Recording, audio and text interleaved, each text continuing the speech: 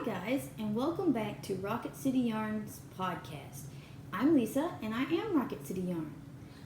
Before I get started, I'll pour my little bit of my favorite Earl Grey tea. I got this mug at Stitches from Polly Studios, and I'm a big Doctor Who fan, so it says, nevertheless, she regenerated, so I love it, so I'm going to enjoy that. Ooh, my glasses are fogging up a bit. That tea is hot. So, what's been going on? Well, I'm sorry I have not podcasted in June. It's now July. It's July 4th. Happy July 4th. Woo! Happy July 4th. So, it's American Independence Day for all you people outside the U.S., and it's our holiday where we eat a lot of hot dogs, have fireworks, and spend time with family, and it celebrates our country's independence, so yay! So I have been really busy this past June, so a lot of things have been going on that haven't really been knitting related.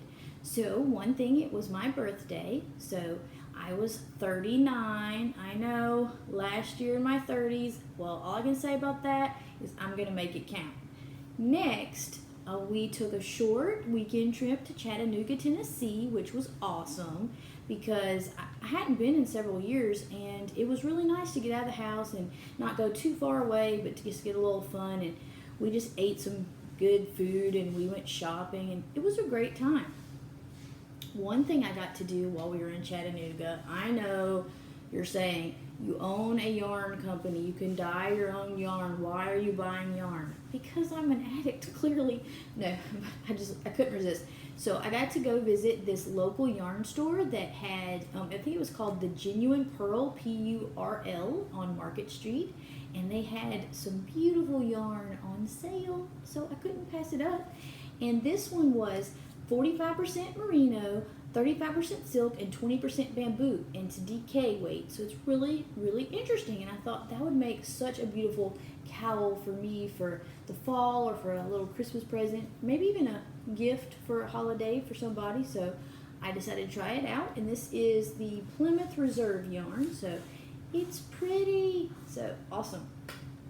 So what else do we do? So we ate a lot of yummy food, and we did pass this bookstore / yarn store close to the aquarium, but it was closed every time we went by, and they had a dog, a little Yorkie, sleeping in their window. I wanted to go there so bad, but unfortunately we just had bad luck, and it was always closed. So next time, I'm going next time, especially because they had some beautiful wooden spinning looms on their window display, and I don't spin, but I've always been really interested in it, and I think I might like to do something like that maybe in a couple months, maybe for Christmas, ask for one, or maybe a class, just to make sure that that I'm gonna stick with it. And I might just start doing a little bit of spinning, because that looks really fun. So what else makes June so busy? So good. Is that we homeschool year-round in my family. I homeschool my son.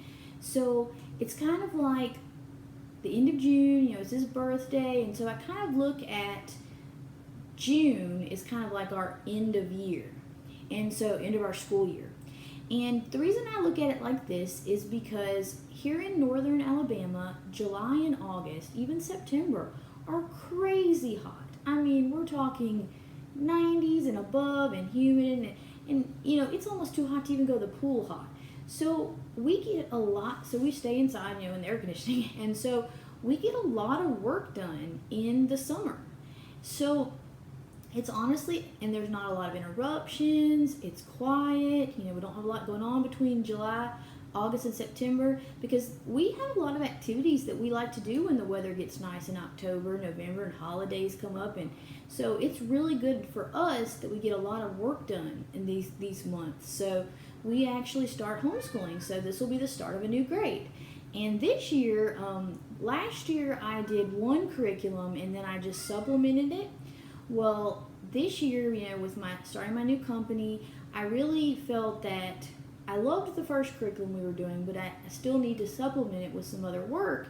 And I really needed something that was organized for me, and I could just get up and look at my daily planner and say, okay, this is what we're doing today. And so I found another curriculum to add. So we're going to do that in the morning, and then his old curriculum in the afternoon. So that will give me, a much more planned day for the mornings, because the mornings I used to kind of plan myself, and that was a bit of work. So now I just have to, sorry if you see or hear my kitten, he's inside, because it's even too hot for him right now, so he won't even go on the screen porch. So he's currently playing. So anyway, we are, excuse me one second.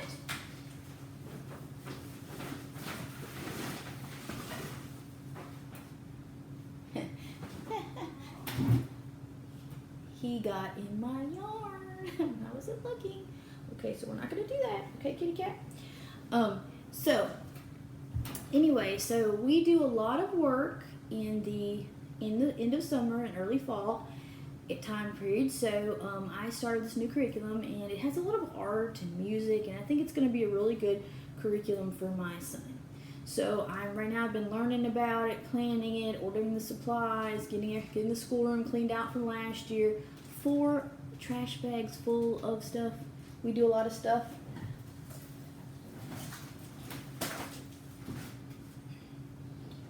Sorry, I just had to get my knitting baskets off the floor because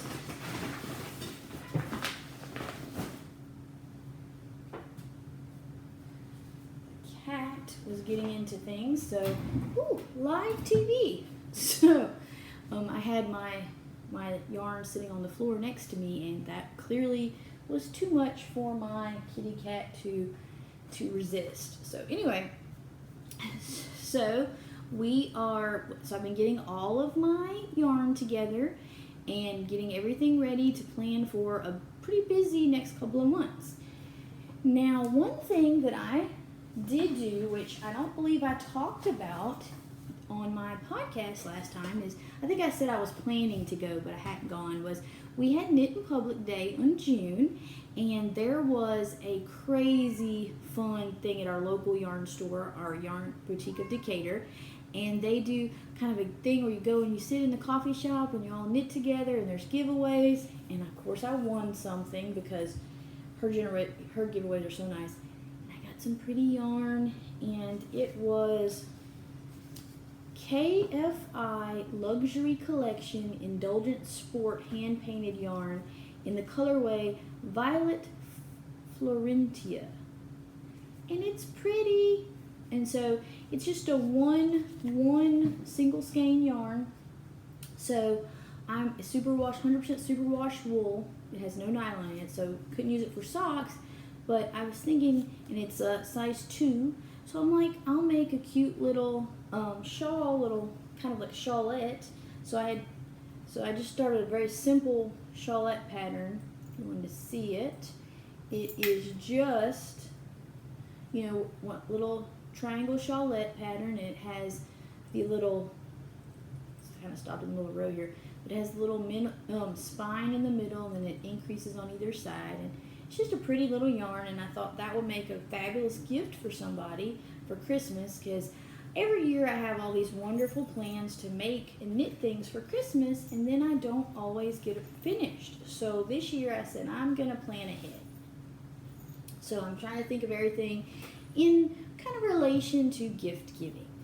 So the next thing I want to talk about is a book review. So I've been kind of thinking about, what is something that I haven't made for Christmas for the family or, friends. And I have never made mittens. And I was intrigued by that because I do really love color work. Well, I found a book. Yes, another knitting book. I found this awesome knitting book online, and I just had to get it. It is called Wild Mittens and Unruly Socks. I love it. I love color work. And it's by Lumi, and please don't be mad at me if I butcher the name. I'm trying to say it here. It's Lumi Karmitsa. So this book is awesome, and I don't know if I've mentioned it, but I had two Chihuahuas, Max and Charlie. Charlie passed away last year, and Max passed away I think it was in like February. He was almost 17, so we had him for 17 wonderful years, but it's been a little hard on me because I love those two Chihuahuas crazy. Well, this book has Chihuahua Mittens on page, let me find it so I can see if I can find it, Chihuahua Mittens and Socks, page 66. So, because I absolutely love my Chihuahuas, and when I saw that, I said, of all the color work books I had to get these, it has little Chihuahua mittens. So I'm probably going to knit my first mittens in honor of Max and Charlie, my Chihuahuas. I'll see if I can find a cute picture of them and insert it at the end so everyone can see them. But I absolutely thought this book was so interesting, not just because the patterns are awesome, but because I can learn a new skill, because I've never done mittens before. And it doesn't look too hard. I mean, it really just kind of looks like a sock. I mean, the top kind of just looks like a sock. So it shouldn't be too crazy, but yes, my cat is playing with his ball behind me. So if you can hear it on the background noise, I apologize. So next up, I wanted to talk about project updates. I'm not going to go crazy, but I just wanted to say that I have been working a little bit on my sweater, not too much because it's been crazy, crazy hot here. But I've separated for the sleeves, and I'm down to the feather and fan section. Now, I know I said I was going to do stripes, and I am going to do stripes, and I was going to use my little minis, but I've decided just for, so I could be finished fairly quickly, I'm just going to use one color and just do a gold stripe. And I think this will look really good because there's kind of a, you can't really see it, but there's a little bit of a gold kind of undertone to this blue-green color that I'm doing. So I think it's going to look really nice. Now this is just a simple Knit Picks wool. I think it's palette. I think it was one of the balls that I bought when I was doing my Doctor Who inspired shawl. So this one was left over, and I have to say, I think it's going to look good, so I'm excited about that. And that is my Ann Bud fan flare and feather and fan shawl sweater that I started. So here's the book I followed for that, and it's a top-down sweater, so it should be done fairly quickly, and I'll be excited because maybe by Christmas time I'll be able to wear it. It'll be, I know it doesn't feel like that here in Alabama right now, but it'll be here before we know it. So another thing that I wanted to talk about today is, yes, I've shown a lot of needle knit things that I do, but I'm also a really big loom knitter. I thoroughly enjoy loom knitting. In fact, it was one of the first things that I started out with. So one of my first patterns that I designed, and I have not finished, is this, I made this for a friend. Let me move my tea up a little bit. I hate to spill it on there. I made this for a friend. Now if you're looking at this loom, this is a double knit loom, a rake loom, and you're like, well, where can I get this loom? Well, this is a Cindy Wood Looms. So this was a nice one. And it was a custom designed one that she made for me when I asked her, because I was trying to design this shawl pattern as you see here, and I really wanted a very specific number of pegs. And I loved my other Cindy Wood loom like this, but it wasn't quite as long. And I didn't want a crazy long one because this one is easy to sit on a table and hold, and it fit perfectly in my lap, and it was just the right size. So I absolutely love this. This has, let's see, I believe, yeah, let's see, I think I did 60 pegs on either side, and it is wonderful. Now, what I did was, so you can see the back, one side looks like this, and one side, it's a double knit shawl, kind of and I'm doing it in Mardi Gras colors. It is for a friend. It's been long overdue because it takes a while to do, but I've been making it, and I'm doing different color animals, silly animals, and I don't know if you can tell, but that's a rhinoceros, and that's a horse, and then each little section has sheep. And then I also, let me get out the actual pattern that I made. So I kind of just printed out my charts, and so it's going to have, bears and a dog, and then some cats and owls, and then it's got some squirrels. And what I did is so some of them have the little dividing line, have sheep, and then so one section I did hearts. And so there's turtles and rabbits, and I had just started on the chickens, I believe. And what I'm doing is I put these in, since I kind of go and come when working on this, I put these in page protectors, and then I use a dry erase marker to mark where I was in the pattern. And I also take that, washi tape or whatever it's called, and I labeled, I don't know if you can see, but I labeled both sides of the loom and put numbers by the pegs. That way, if for any reason I stop quickly or doing something, then I can get right back to it pretty easily. So anyway, this is a fun project that I did, and I absolutely love it. I used some of the charts I got from that Alt Knits book, and some I kind of made up and kind of worked with, and I really, really think that my friend's going to love it when I finish it. So I just thought I'd show that because Cindywood looms are my favorite looms, and as I go through the podcast, I'm going to do different reviews of the looms so that you can see kind of what I started out working with, and then kind of what I graduated, if you will, to, and see kind of what looms I use for different things, because a lot of people feel that looms, you might not be able to do everything that you can do on needles. Well, you actually can do pretty much everything. And now, just like anything, it's the right tool for the job. For example, for cables, yes, you can do cables on the loom, but I much prefer that on needles. It's just easier. But double knitting on a really complicated pattern that you keep putting down and putting up and putting down, especially something long where you might stop in the middle, you cannot beat a loom because you can actually number the pegs so that, like you saw, so that, you can't be like, you don't have to finish an entire row to stop, which, so it's so easy. You could teach a kid to do it. So it's also very relaxing, the double knitting on loom. So I would say that double knitting is my favorite on the loom. So, though I do some double knitting on needles. What else do I want to talk about? I think that's all that I wanted to talk about just on what I have going on. Now for my store update, I don't have anything new. I haven't dyed anything recently, but I have ordered all my fall color dyes, and they are here. So the next batch that I'm going to do is probably going to be some fall colors, because I feel like we're ready for fall pretty soon. So I'm going to do that. I'm also going to do a few Christmas colors, and I'm probably going to do them a little earlier than you would expect.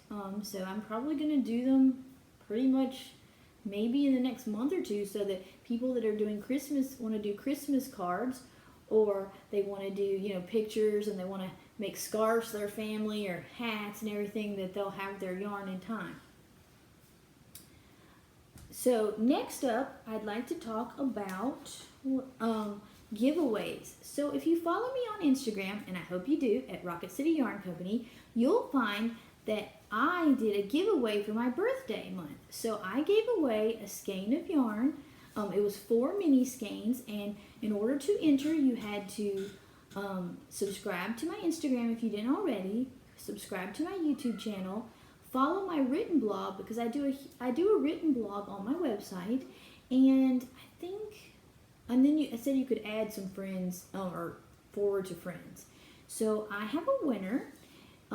So her name is Tamara Caruana, and she is a subscriber on this YouTube channel, so I hope she gets notifications when she sees this. I posted it on Instagram that the winner has been selected, so I think I'm going to make this an annual tradition, because I really liked being able to share some yarn with everybody on my birthday. That was a really fun thing, so I will probably do that again. What else? Not much else has been going on. I've just been spending time with family because it's summer, and we're gonna have some fun 4th of July fun this weekend, and I just wanted to get on and show everybody kind of what I've been working on, the things I've been thinking about. I'm definitely going to be looking in this Mittens book, and I'm thinking of making some fun mittens for Christmas. There's a cat one in here, and since I now have a cat, I was thinking about making some cat mittens, and there's lots of cute things in here. So I advise you to check this out, and you can get it online, and I am going to really enjoy learning how to make mittens, I think. I think that's all, so I'm going to sign off for now, but it was great talking with you guys, and remember, it's okay to stay home and knit. And if you like this video, subscribe, like, join my written blog subscription on my website at RocketCityYarn.com so you can stay tuned to all the latest. It's good talking to you, and see you later.